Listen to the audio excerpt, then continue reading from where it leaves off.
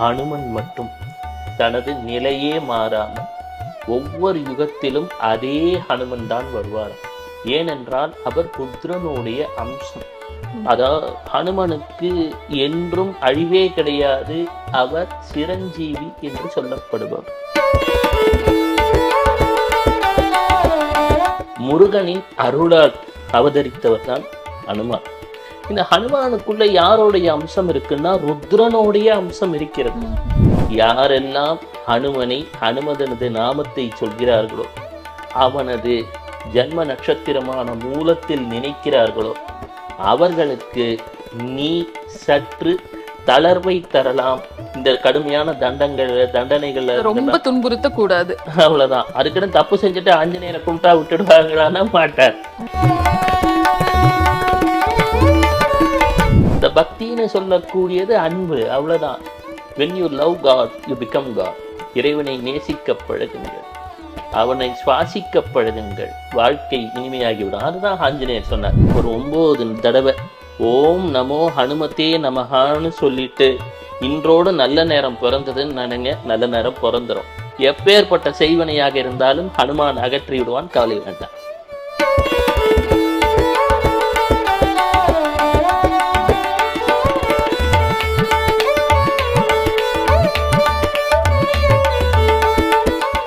ராணி online நேயர்களுக்கு அன்பான வணக்கம்.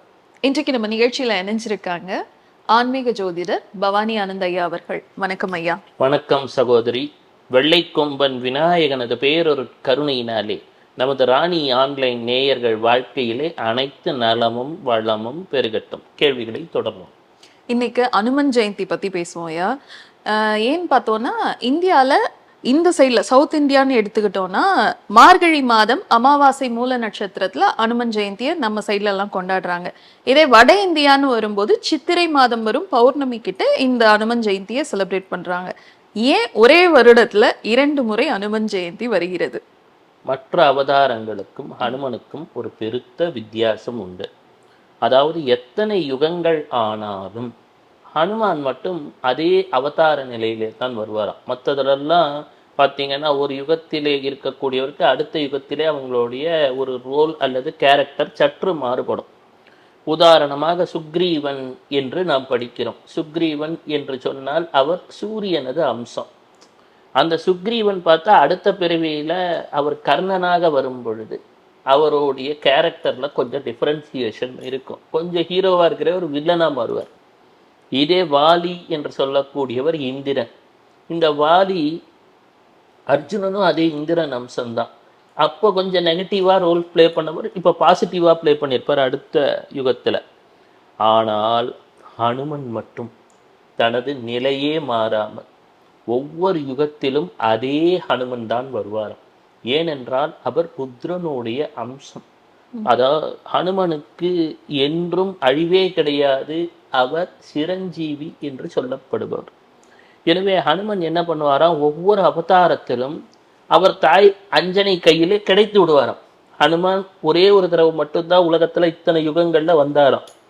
அப்படி வரும்போது அவர் தாய் கேட்கிறா, நான் ஒவ்வொரு பிறவியா நான் திருப்பி திருப்பி பிறக்கிறேன். ஒவ்வொரு யுகத்துல அஞ்சனைன்னு ஒரு கேரக்டரா. இந்த அஞ்சனை அப்படின்னு சொல்லக்கூடிய கேரக்டர் முதல்ல ஒரு தேவலோகத்தில் இருக்கும் பொழுது வாயு பகவான் எங்கிருந்து ஹனுமானுடைய அவதாரம் தோன்றியது என்று பார்த்தால் முருகனுடைய பிறப்புக்கும் இதுக்கும் சம்பந்தம் உண்டு. ஒரு சமயத்திலே முருகன், குமரன், கந்தன், கார்த்திகேயன் அவதரித்து விடுகின்றான். தேவர்கள்லாம் சென்று வணங்குறாங்க. வணங்கும் போது வாயு பகவானுக்கு அந்த முருகனை தன் கரத்துல ஏந்தணும் அப்படின்னு ஒரு ஆசை. முருகன் பொதுவாகவே விளையாட்டு புள்ள, தூக்கின உடனே எடை அதிகமாயிடுது. அப்படியே வாயுவினால தூக்க முடியல, இப்படி சாய ஆரம்பிக்கிறார். அப்படி உடம்பு சாய்ந்த உடனே அங்க ஒரு பெண் இருக்கிறார், பார்வதியின் தோழி. பார்வதி அன்னை சக்தியின் அம்சம் அந்த தோழியும். இந்த குழந்தையே தூக்க முடியலையா வாயு, ஏன் இப்படி வானரம் போல உடல் குனிகிறாய் என்று கேட்கிறார். வாயு பகவானுக்கு வந்து விட்டது கோபம்.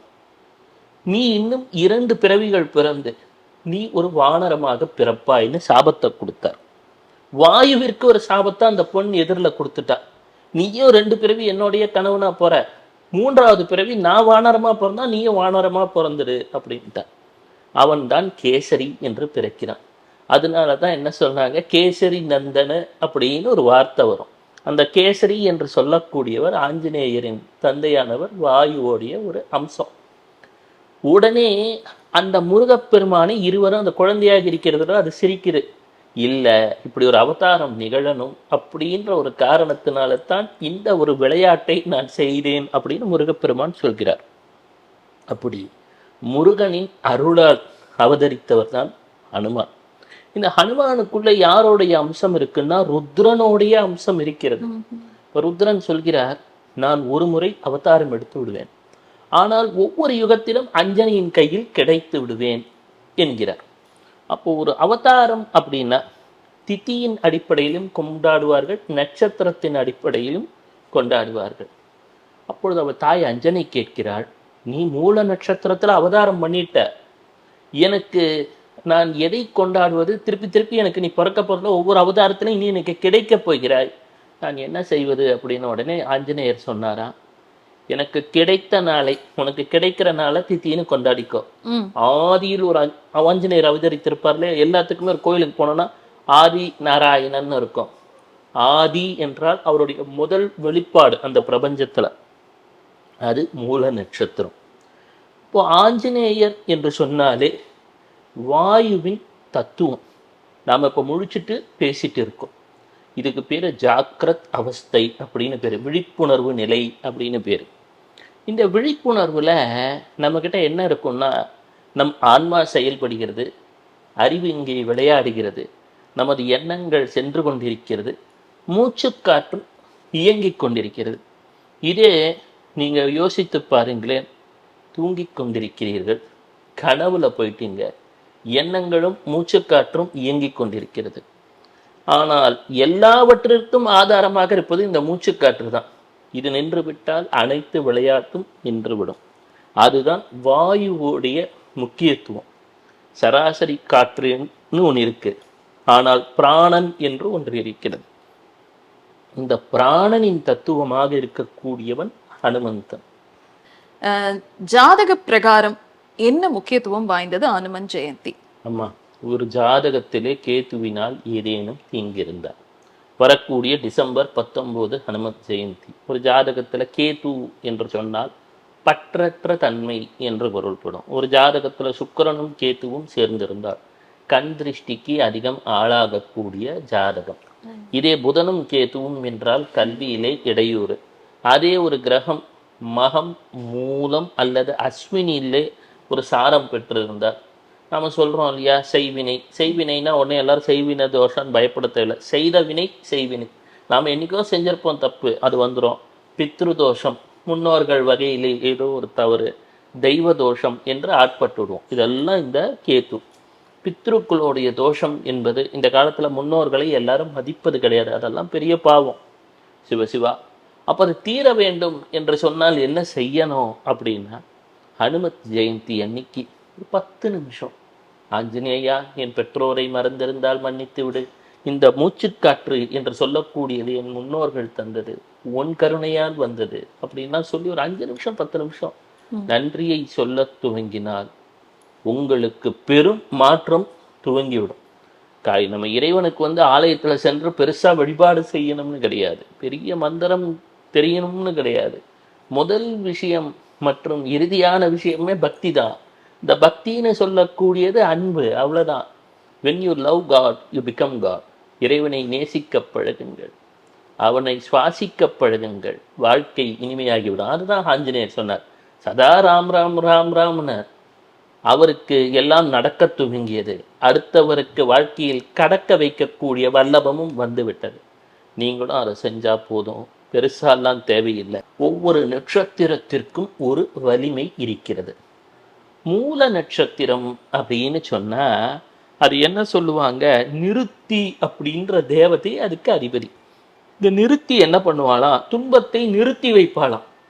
வாழ்க்கையில பிரச்சனைன்னு ஒண்ணு வந்தா முதுமையை தவிர்க்க இயலாது, நோய்களை தவிர்க்க இயலாது, ஆனால் அதன் துன்பத்தை நிறுத்தி வைக்கலாம் அல்லவா. தென்மேற்கு திசையின் அதிபதியாய்வர். அப்போ இந்த நிறுத்தி தேவதை பிரம்மாவோட எண்ணங்கள்ல இருந்து தோன்றுறா.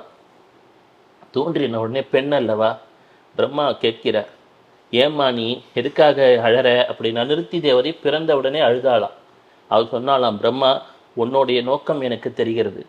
எந்த மக்களெல்லாம் தவறு செய்கிறார்களோ, எந்த மக்கள் மற்றவர்களை வீண் சொல்லால் பழிக்கிறார்களோ, கோபம் பொறாமை போன்ற தீய குணங்களால் இருக்கிறார்களோ, இவர்களை கர்மவசப்பட்ட விட்டால் தண்டிப்பதற்காக நான் எடுத்த அவதாரம். நான் ஒரு காளியின் சுரூபம்.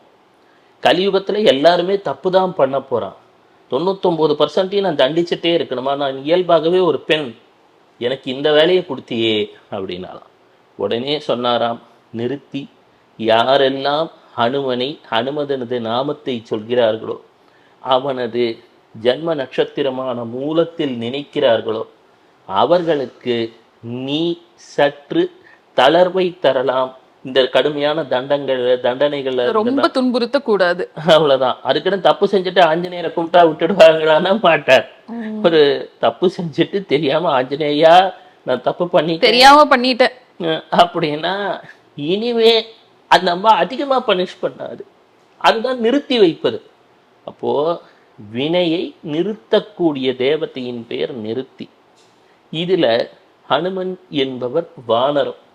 நாம தெரிஞ்சுக்கணும், மனுஷனா பிறந்தாலும் நிறைய பேருக்கு மிருக குணங்கள் இருக்கிறது. மிருகமாக அவதரித்தாலும் அவற்றிடம் மனித பண்பும் கருணையும் இருக்கிறது. மேன்கைண்ட் அப்படின்றோம். இதுல எத்தனை பேர் கைண்டா இருக்கலாம்? கிடையாது. ஆனால் அனிமல்ஸ் என்று சொல்கின்றோம். பொதுவாக அனிமல் கைண்ட் என்று கூட ஒரு வார்த்தையை கண்டுபிடித்திருக்கலாம் ஆங்கிலேயர்கள், ஆனால் செய்யவில்லை. உண்மையிலே ஆஞ்சநேயர் வானரமாக அவதரித்தாலும் ஒரு ரோல் மாடலா இருக்கார். ஒரு மனுஷன் எப்படி வாழணும், அவர் பெற்றோருக்கு ஒரு நல்ல புதல்வனாக இருக்கிறார். தன்னை நம்பிய சுக்ரீவனுக்கு ஒரு ஆட்சியை தருகிறார். சுக்ரீவன் இருந்து இவரே ஆட்சி எடுத்தாலும் கேட்கறதுக்கு ஆள் கிடையாது. அது மட்டுமல்ல, மீண்டும் வருகிறார், ராமனுக்கு தன்னாலான உதவிகளை செய்கிறார். மேலும் இயன்றவரை யாருக்கும் துன்பம் அளிக்காத ஒரு ரோல் மாடல் என்று சொன்னால் ஹனுமான். இதுல இவரை யார் ரொம்ப போற்றி புகழ்ந்தார்னா ராவணன். ராவணன் நவவியாக்கரண பண்டிதர், சாதாரணப்பட்டவர் கிடையாது. நிறைய பேர் முதல்ல ஆகாம போனதே ராவணனுக்கும் ஹனுமனுக்கும் தான். ஆனால் கருத்து வேறுபாடுகள் இருந்தாலும் காரணம் என்ன? ஹனுமான் என்பவன் கேத்துவின் தத்துவம். கேத்து என்று சொன்னால் பற்றற்ற தன்மை, மூல நட்சத்திரம். ராவணன் என்ன சொல்றோம்? 10 தலை ராவணன் அப்படின்றோம். 10 தலைனா ஒரு உருவகம். கேத்துனா என்ன? வெறும் தலை மட்டும்தான். அவர் ஒரு 10 தலை. அவர் தேடிக்கொண்டே இருக்கிறார். அப்போ இந்த தேடுதலும் ஆன்மீகமும் ஏதோ ஒரு பாயிண்ட்ல சந்திக்கும் போது நமக்குள்ளேயும் ஒரு தேடுதல் இருக்கிறது, நமக்குள்ளேயும் ஒரு துறவுத்தன்மை இருக்கிறது. இரண்டும் ஒரு பாயிண்ட்ல சந்திக்கும் பொழுது நமக்குள்ள ஒரு கிளாஷ் ஏற்படுது. அப்போ அங்கே ராமன் என்பது ஆத்மாவின் குறியீடு என்று சொல்ல வேண்டும். சீதை நமது எண்ணங்கள் அதை தேடிக்கொண்டிருக்கிறது. எனினும் ஆசை கடலில் அகப்பட்டு அல்லலால் தவிக்கின்றேன் என்று சொல்கின்றோமே, அந்த நிலை. இப்போ ராவணனுக்கு ஒரு வானரத்தை எடுத்து வளர்த்தானோ, நிறைய பேருக்கு தெரியாது. ஹனுமன் அப்படின்னா அவர் ஏதோ பிரம்மச்சரிய வடிவத்திலே மட்டும்தான் பார்த்திருப்பார்கள். ஹனுமான் ஸ்வர்ச்சலா தேவின்னு கூகுள் பண்ணணும். சுவர்ச்சலா தேவி அப்படின்னு. ஹனுமனின் மனைவி பேர் சுவர்ச்சலா அப்படின்னு பேர். அது என்னடா சுவர்ச்சலானா, அங்கே சூரியனிடம் கல்வியை கற்க வேண்டும் என்று ஹனுமன் விரும்புகிறார். அவர் தாயோடு இது. அப்போ கேட்கும்போது சூரியன் சொல்கின்றானாம், பூமி சுழன்று கொண்டே இருக்கிறது, ஒரு நிலைப்பாட்டிலே நீ என்னை தரிசிக்க முடியாது, இரவும் பகலும் வந்து கொண்டே இருக்கிறது, எவ்வாறு என்னிடம் கல்வி கற்பாய், எதுக்கு நேரத்தை வீண் செய்கிற அப்படின்னா. இல்லப்பா சூரியனே, சூரிய நாராயணா, உன் அருள் எனக்கு வேண்டும்னு இரவு பகலாக சூரியனை சுற்றி வந்து கல்வி கற்றவர் அப்படின்னு அவருக்கு ஒரு பெருமை. அப்போ அந்த பெருமை ஏற்பட்டதும் சூரியன் சொன்னானாம், ஒளி வடிவிலே என் மகளாக சுவர்ச்சலாதேவி உன்னுடன் இருப்பாள் அப்படின்ட்டு. இதற்கு மற்றொரு வரலாறும் சொல்கிறார்கள். அந்த சுவர்ச்சலா ஒரு வானர ரூபத்திலே நமது ராவணன் கையில் கிடைத்ததாகவும் அவர் தன் அன்பு குழந்தையாக வளர்த்ததாகவும், இந்த யுத்தமெல்லாம் முடிகிற சமயத்துல ஹனுமனுக்கு அவளை கட்டி வைத்ததாகவும் கூட, திருமணம் செய்து வைத்ததாகவும் கூட ஒரு வரலாறு. அப்போ ராவணன் புகழ்ந்த ஒரு எதிரி, அதாவது ஒரு எதிரினா ஈக்குவலா இருக்கணும். அவன்கிட்ட ஒரு பேரு புகழ் வாங்கணும். அதை போன்றவர் ஹனுமான். இவரும் அவரை வேண்டி வணங்கி தன் வாழ்க்கை துணையுடன் கரம் பிடித்ததாகலாம் வரலாறு. எந்த ஒரு கதையை படித்தாலும் கதையில் உள்ள கதாபாத்திரங்களிலே நாம் எண்ணத்தை செலுத்துவதோடு அந்த கதை தான் அங்கே ஹீரோ. ராமாயணத்தில் ராமாயணம் தான் ஹீரோ. அது அறிவுறுத்தக்கூடிய கருத்து என்ன?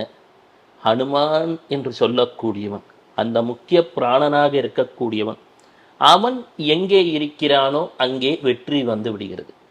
உதாரணமாக சுக்ரீவனிடம் ஹனுமான் இருந்தான், மன்னனாக மாறினான். ராமனுடன் இருந்தான், ராமனுக்கும் நலம் நிகழ்ந்தது. விபீஷணனுடன் இருந்தான், விபீஷணனுக்கும் நலமே நிகழ்ந்தது. குகனுடன் இருந்தான், குகனும் நன்றாகத்தான் இருந்தான். மகாபாரத யுத்தம் வருகிறது. அடுத்த யுகம். கிருஷ்ணன் அது கொடியில் இருந்தான். அர்ஜுன சண்டை போட்ட போது கொடியிலே ஹனுமான் இருந்தான். அப்போ ஹனுமானது கொடி இருப்பதினாலே பகவத்கீதையெல்லாம் முடிச்சதுக்கு அப்புறம் அந்த கொடியில வந்து ஹனுமான் இருந்தான். வெற்றி அர்ஜுனனுக்கு வாய்த்தது. அப்போ முதல் யுகத்திலே அதே அர்ஜுனன் வாலியாக இருக்கும்போது ஹனுமான் அவனுடன் இல்லாததால் ஒரு தோல்வி ஏற்பட்டது. அடுத்த யுகத்திலே வெற்றி ஏற்பட்டது. இதுலயும் புரிஞ்சுக்க வேண்டியது, தோல்வியோ வெற்றியோ எதுவும் நிரந்தரம் கிடையாது. நிரந்தரம் என்பது ஈசனது திருவடி மட்டும்தான். அதை அடையணும்னா என்ன பண்ணணும்? ஹனுமானை நினைக்க வேண்டும். எந்த ஆலயத்திற்கு செல்வது? இதுவே ஒரு ஆலயம்தான், தனியா ஒரு ஆலயத்தை தேடணும்னு கூட கிடையாது. ஊனுடம்பு ஆலயம் உள்ளம் பெருங்கோயில். அப்போ இந்த ஊனுடம்பு ஆலயம் அப்படின்னு சொன்னா இங்கே இருக்கக்கூடிய உங்கள் ஆன்மாவாகிய அந்த ஒளிதான் ஸ்ரீராமன். உங்கள் எண்ணங்கள் தேடுகிறதே அதுதான் சீத்தை. சில சமயங்களிலே அது அந்த கோட்டை கிராஸ் பண்ணிடுது, ஏதோ ஒரு மாயையில் மயங்கி விடுகிறது. எனினும் அந்த மாயமான் அதை இழுத்து விடுகிறது மாரீச்சனாக. மீண்டும் அங்கே ஹனுமான் வருகிறான். இது என்னத்தை சொல்லுதுன்னா, அற்றது பற்றனில் உற்றது வீடுன்னு போல நம் சுவாசத்தை கவனிக்க வேண்டும். நிறைய பேர் பார்த்தா வெளிமுகமா எதையோ பார்க்கிறான், தான் யார் என்பதை பார்க்க மறந்து விடுகிறான். இங்க வந்துட்டோம், இவர் பேசிட்டு இருக்காரு, 45-50 வயசு ஆச்சு, நாம புதுசா வீடு வாங்க போறோமா, கார் வாங்க போறோமா, அடுத்தது இங்க இருக்கிற வேலை நிரந்தரமா, இந்த கரன்சியோட மதிப்பு எவ்வளவுலாம் யோசிக்கிறோம். முகநூலிலே அடையாளத்தை தேடுகின்றோம், எனினும் அகநூலிலே உங்களை பார்க்க மறந்து விடுகிறோம். இதுதான் நடக்குதுங்க. கண்ணை மூடிட்டு ஒரு 2 நிமிஷம் 3 நிமிஷம் இந்த சுவாசம் எங்கிருந்து வருகிறது? ஒரு உயிர் பொருளிலிருந்து மற்றொரு உயிர் பொருள் தரக்கூடிய இந்த சுவாசம் எங்கே இருந்து வருகிறது? காலை நாம் ஆட்டுகிறோம், காலனி காலில் இருக்கு, காலை நாம் ஆட்டுகிறோம். நம் காலத்தை யார் ஆட்டுகிறார்? அது அந்த மூச்சு காற்று தான். அதை கொடுக்கக்கூடியது ஹனுமான் தான். அது ஒரு சீராக துள்ளும் பொழுது விஸ்வரூபம் எடுத்து விடுகிறோம். சீரற்ற நிலையிலோ அடையாளத்தை தொலைத்து விடுகிறோம். ஹனுமானுக்கு தன் பலம் தெரிவது கிடையாதுன்னு ராமாயணத்துல. அப்ப என்ன, நமக்கு நம்பலம் தெரிவது கிடையாது. யாரோ எடுத்து சொல்ல வேண்டியிருக்கு, நம்மால் சாதிக்க இயலும் என்று புரிய வைக்க வேண்டியது இருக்கிறது. அப்போ உள்ளுக்குள்ளேயும் நமக்குள்ளேயும் ஒரு ஹனுமான் இருக்கிறார், ராமன் இருக்கிறார், சீதை இருக்கிறார். ஒவ்வொருவரும் எப்பொழுதெல்லாம் முடிகிறதோ ஓம் நமோ ஹனுமதே நமக, ஓம் நமோ ஹனுமதே நமக சொல்லிக்கிட்டே இருங்க. ஏனென்று சொன்னால் நாம் எதை தேடுகிறோமோ எதை நாடுகிறோமோ அதுவாகவே மாறிவிடுவோம். அப்ப வந்துட்டு நட்சத்திரம், மூல நட்சத்திர அடிப்படையா வச்சு தென்னிந்தியால கொண்டாடுறோம் அனுமன் ஜெயந்தி, திதியை வச்சு வட இந்தியால கொண்டாடுறாங்க. ஸோ அனுமன் ஜெயந்தி அப்ப வழிபாட்டு முறைன்னு ஏதாவது இருக்காயா? முடிந்தால் தாமரை மலர்கள் வாங்கி வைக்கலாம், இயன்றால் துளசி மாலை சாற்றலாம், அவ்வப்போது காய்கனி பழங்களை வைக்கலாம், ஹனுமானது சாலிசா என்று சொல்லக்கூடியவற்றை கேட்கலாம். இதெல்லாம் செஞ்சுட்டு அவ்வப்போது ராமாயணத்திலே சுப நிமித்தங்கள், சுப சகுனங்கள் என்ற ஒரு பகுதி இருக்கிறது சுந்தரகாண்டத்தில். அதை ஒரு 3 தடவை சின்ன 3 நிமிஷம் 5 நிமிஷம் இருக்கும் ப்ளே பண்ணலாம். அன்னை சீதாவிற்கு நல்ல நிகழ்வுகள்லாம் தோன்ற துவங்கியது, நலம் பெருக துவங்கியதுன்னு ராமர் சீதா பட்டாபிஷேக காட்சியை ஹனுமானுடன் மனதிலே தியானம் செய்ய வேண்டும். அப்படியே அப்படியே அங்கே இருக்கிறார். ராமர் அழகாக இருக்கிறார். ஒரு கையில் வில் இருக்கிறது, ஒரு கையில் அம்பு இருக்கிறது. அங்கே எல்லாம் சபையோர் சூடி இருக்கிறார்கள். தங்கத்திலே குடைபிடித்திருக்கிறார்கள். தங்க சிம்மாசனத்திலே விற்றிருக்கிறார். அன்னை சீதை இருக்கிறார். பொன்முறுவில் செய்கிறார். பட்டு ஆடைகள் உடுத்தி சர்வ அலங்கார பூஷிதியாக விற்றிருக்கிறார். கீழே ஹனுமான் உட்கார்ந்து ராம் ராம் ராம் ராம்னு சொல்றான். ஒரு பக்கம் விபீஷணன் இருக்கான், சத்ருக்னன், பரத, லட்சுமணன் இருக்கிறான், இந்திராதி தேவர்கள் இருக்கிறார்கள். நறுமணம் கமழுகிறது. கற்பனை கண்ணை திறக்க வேண்டும். நீங்கள் எதை கற்பனை செய்கிறீர்களோ அதுதான் வாழ்க்கையில வரப்போகுது. நல்லதே நடக்கும் நம்பிடுங்க, நல்லதுதான் நடக்கும். சொல்லுங்க. ஐயா, இப்ப செய்வினை அகலறதுக்கு வந்துட்டு ஆஞ்சநேயர் வழிபாடு முக்கியம்னு சொல்றாங்க. ஆனா நீங்க சொல்றது வந்துட்டு செய்த வினை தான் செய்வினைன்னு சொல்றீங்க. சோ ஏதோ ஒரு செய்வினையாக இருக்கட்டும், கடன் பிரச்சனையாக இருக்கட்டும், அனுமனை எப்படி வழிபட்டு அந்த பிரச்சனைகள்ல இருந்து விடுபடுவது? செய்வினை ஏவல் தோஷங்கள் நீங்க வேண்டும். எல்லாம் நம்ம ஆஞ்சி பார்த்துப்பார். துவமஸ்மின் காரிய நிர்யோகே பிரமாணம் ஹரிசத்தமா ஹனுமன் யத்னமாஸ்தாய துக்கக்ஷய கரோ பவா. இது முடிந்ததும் ஸ்ரீராம் ஜெய சியாராம் என்று 3 முறை சொல்லிவிட்டு, இதெல்லாம் எதுவும் மந்திரம் சொல்ல தெரியலனாலும் இப்போ கற்பனை மட்டும் பண்ணிக்கோங்க, எல்லாம் நல்லது நடக்குதுன்ட்டு. அந்த ஹனுமான் எப்படி இருக்கிறார் என்று சொன்னால், உடம்புல அப்படியே சிந்தூரத்தை பூசி இருக்கிறார். அப்படி கற்பனை பண்ணிக்கோங்க மனசுக்குள்ள. ஓகேவா? அப்படியே ஜக ஜக ஜுவாலம் ஜக பிரஜ்வாலம் அப்படின்னு சிந்தூரத்தை பூசிட்டு அப்படியே ஹனுமான் இருக்கிறார். கூப்பிய வண்ணமாக இருக்கிறார். அப்படியே அவருடைய ஹிருதயத்துல ராமர், சீதா மாதா, லக்ஷ்மணன் எல்லோரும் தெரிகிறார்கள். அப்படி ஒரு கற்பனை பண்ணிக்கிறீங்க. சுற்றிலும் ஒரு ஓசை கேட்கிறது. ஸ்ரீராம் ஜெய சியாராம், ஸ்ரீராம் ஜெய சியாராம், ஸ்ரீராம் ஜெய சியாராம், ஸ்ரீராம் ஜெய சியாராம். இப்போ நான் பாட்டு சொல்லிட்டு இருக்கும்போது கேட்கும்போது உங்கள் மனசில் என்ன எண்ணங்கள் வரலாம், கவலைப்படாதீங்க. அப்படியே வேடிக்கை பார்க்குறீங்க. அதை முடித்ததும் ஒரு 9 தடவை ஓம் நமோ ஹனுமத்தே நமஹான்னு சொல்லிட்டு, இன்றோடு நல்ல நேரம் பிறந்ததுன்னு நினைங்க. நல்ல நேரம் பிறந்துடும். எப்பேற்பட்ட செய்வனையாக இருந்தாலும் ஹனுமான் அகற்றி விடுவான். கவலை வேண்டாம். நன்றி ஐயா. நன்றி.